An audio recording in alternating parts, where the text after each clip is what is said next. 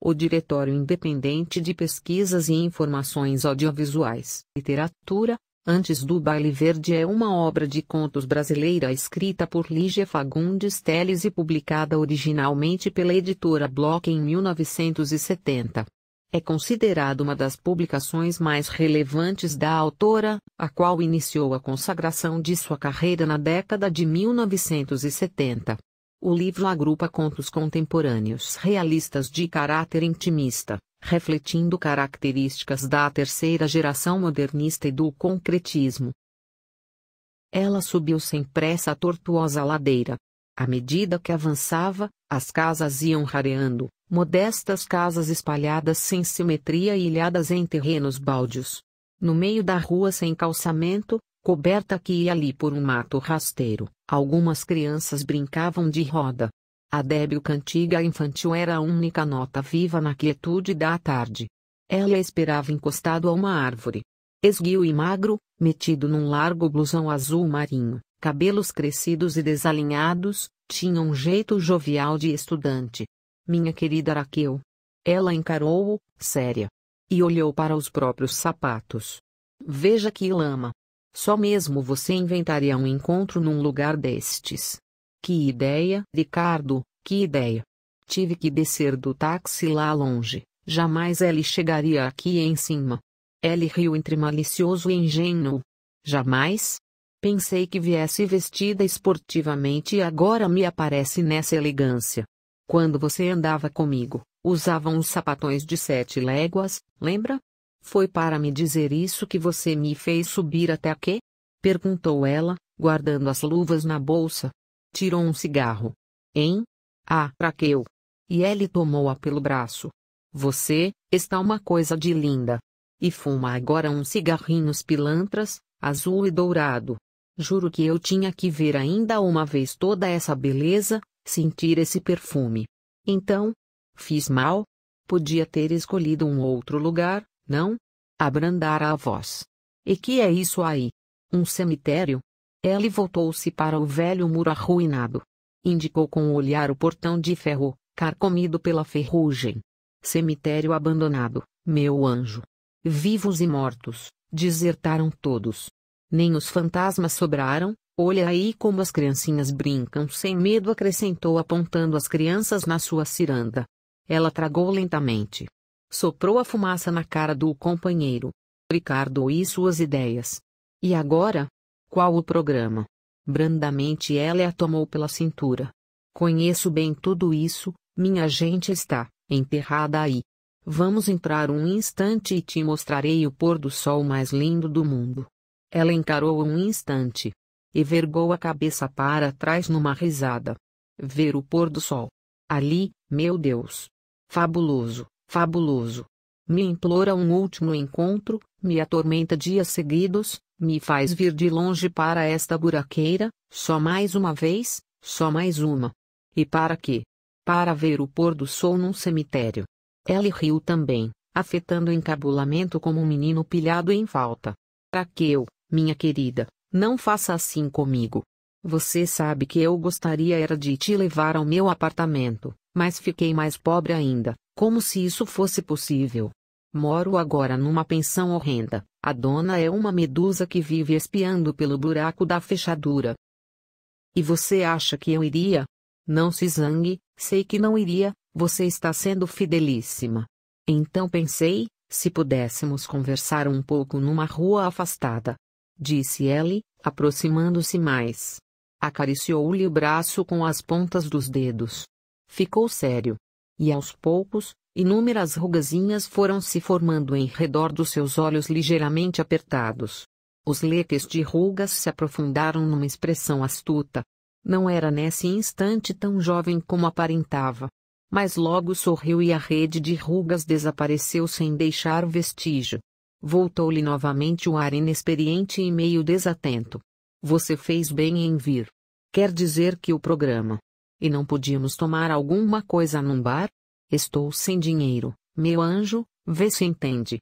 Mas eu pago. Com o dinheiro dele. Prefiro beber formicida.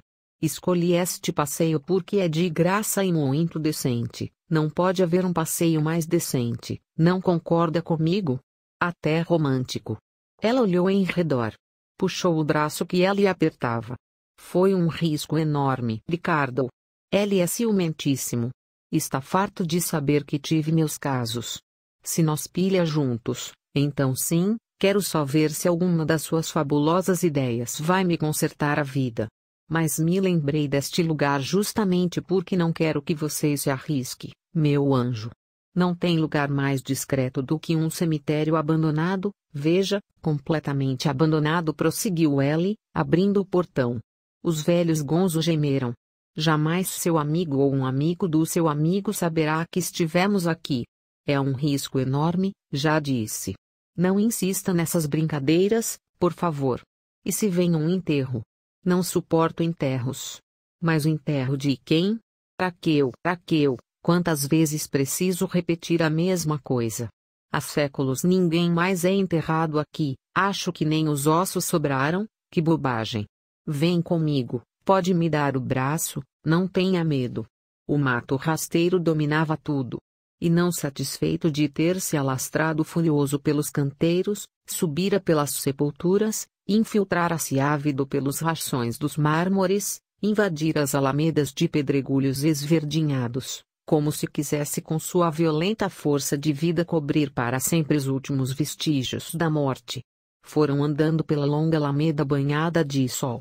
Os passos de ambos ressoavam sonoros como uma estranha música feita do som das folhas secas trituradas sobre os pedregulhos. A moada mais obediente, ela se deixava conduzir como uma criança. Às vezes mostrava certa curiosidade por uma ou outra sepultura com os pálidos medalhões de retratos esmaltados. É imenso, hein?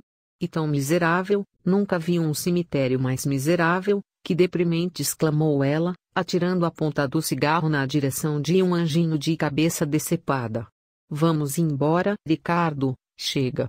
Ali, Raquel, olha um pouco para esta tarde. Deprimente por quê? Não sei onde foi que eu li. A beleza não está nem na luz da manhã nem na sombra da noite, está no crepúsculo, nesse meio tom, nessa ambiguidade. Estou lhe dando um crepúsculo numa bandeja, e você se queixa.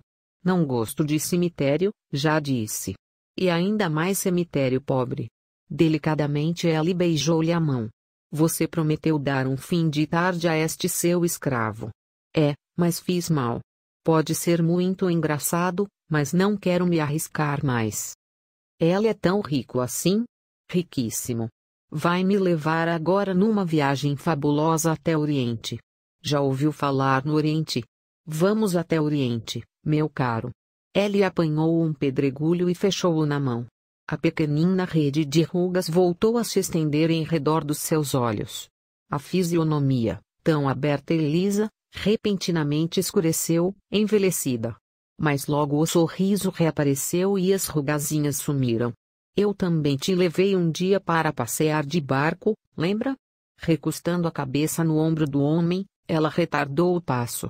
Sabe, Ricardo, acho que você é mesmo meio tantã. Mas apesar de tudo, tenho às vezes saudade daquele tempo. Que ano aquele? Quando penso, não entendo como aguentei tanto, imagine, um ano. É que você tinha lido A Dama das Camélias, ficou assim toda frágil, toda sentimental. E agora? Que romance você está lendo agora? Nenhum, respondeu ela, franzindo os lábios. Deteve-se para ler a inscrição de uma laje despedaçada, minha querida esposa, eternas saudades, leu em voz baixa. Pois sim. Durou pouco essa eternidade. Ela atirou o pedregulho num canteiro ressequido. Mas é esse abandono na morte que faz o encanto disto. Não se encontra mais a menor intervenção dos vivos, a estúpida intervenção dos vivos. Veja, disse apontando uma sepultura fendida, a erva daninha brotando insólita de dentro da fenda, o musgo já cobriu o nome na pedra. Por cima do musgo, ainda virão as raízes, depois as folhas. Esta morte perfeita, nem lembrança, nem saudade, nem um nome sequer. Nem isso. Ela aconchegou-se mais a ele. Bocejou. Está bem, mas agora vamos embora que já me diverti muito, faz tempo que não me divirto tanto, Só mesmo um cara como você podia me fazer divertir assim. Deu-lhe um rápido beijo na face. Chega, Ricardo, quero ir embora. Mais alguns passos. Mas este cemitério não acaba mais, já andamos quilômetros. Olhou para trás. Nunca andei tanto, Ricardo, vou ficar exausta. A boa vida te deixou preguiçosa? Que feio, lamentou Ellie, impelindo-a para a frente. Dobrando esta alameda, fica o jazigo da minha gente, é de lá que se vê o pôr do sol. Sabe, Raquel, andei muitas vezes por aqui de mãos dadas com minha prima. Tínhamos então 12 anos. Todos os domingos minha mãe vinha trazer flores e arrumar nossa capelinha onde já estava enterrado meu pai. Eu e minha priminha vinhamos com ela e ficávamos por aí, de mãos dadas, fazendo tantos planos. Agora as duas estão mortas. Sua prima também? Também. Morreu quando completou 15 anos. Não era propriamente bonita, mas tinha uns olhos. Eram assim verdes como os seus, parecidos com os seus. Extraordinário, Raquel, extraordinário como vocês duas. Penso agora que toda a beleza dela residia apenas nos olhos, assim meio oblíquos, como os seus. Vocês se amaram? Ela me amou. Foi a única criatura que fez um gesto. Enfim, não tem importância. Raquel tirou-lhe o cigarro, tragou e depois devolveu-o. Eu gostei de você, Ricardo. E eu te amei. E te amo ainda. Percebe agora a diferença? Um pássaro rompeu o cipreste e soltou um grito. Ela estremeceu. Esfriou, não? Vamos embora. Já chegamos, meu anjo. Aqui estão meus mortos. Pararam diante de uma capelinha coberta, de alto a baixo por uma trepadeira selvagem, que a envolvia num furioso abraço de cipós e folhas. A estreita porta rangeu quando Elia abriu de par em paraense a luz e invadiu um cubículo de paredes enegrecidas, cheias de estrias de antigas goteiras. No centro do cubículo, um altar meio desmantelado, coberto por uma toalha que adquirira a cor do tempo. 2 vasos de desbotada opalina ladeavam um tosco crucifixo de madeira. Entre os braços da cruz, uma aranha tecera 2 triângulos de teias já rompidas, pendendo como farrapos de um manto que alguém colocara sobre os ombros do Cristo. Na parede lateral, à direita da porta, uma portinhola de ferro dando acesso para uma escada de pedra, descendo em caracol para a catacumba. Ela entrou na ponta dos pés, evitando rocar mesmo de leve naqueles restos da capelinha. Que triste que é isto, Ricardo. Nunca mais você esteve aqui? Ela tocou na face da imagem recoberta de poeira. Sorriu, melancólico. Sei que você gostaria de encontrar tudo limpinho, flores nos vasos, velas, sinais da minha dedicação, certo? Mas já disse que o que mais amo neste cemitério é precisamente este abandono, esta solidão. As pontes com o outro mundo foram cortadas e aqui a morte se isolou total. Absoluta. Ela adiantou-se e espiou através das enferrujadas barras de ferro da portinhola. Na semi-obscuridade do subsolo, os gavetões se estendiam ao longo das 4 paredes que formavam um estreito retângulo cinzento. E lá embaixo? Pois lá estão as gavetas. E, nas gavetas, minhas raízes. Pó, meu anjo, pó, murmurou Ellie. Abriu a portinhola e desceu a escada. Aproximou-se de uma gaveta no centro da parede, segurando firme na alça de bronze, como se fosse puxá-la. A cômoda de pedra. Não é grandiosa. Detendo-se no topo da escada, ela inclinou-se mais para ver melhor. Todas essas gavetas estão cheias? Cheias? Só as que têm o retrato e a inscrição, está vendo? Nesta está o retrato da minha mãe, aqui ficou minha mãe, prosseguiu Ellie, tocando com as pontas dos dedos num medalhão esmaltado embutido no centro da gaveta. Ela cruzou os braços. Falou baixinho, um ligeiro tremor na voz. Vamos, Ricardo, vamos. Você está com medo? Claro que não, estou com frio. Suba e vamos embora, estou com frio. Ele não respondeu. Adiantara-se até um dos gavetões na parede oposta e acendeu um fósforo. Inclinou-se para o medalhão frouxamente iluminado. A priminha Maria Emília. Lembro-me até do dia em que tirou esse retrato, 2 semanas antes de morrer.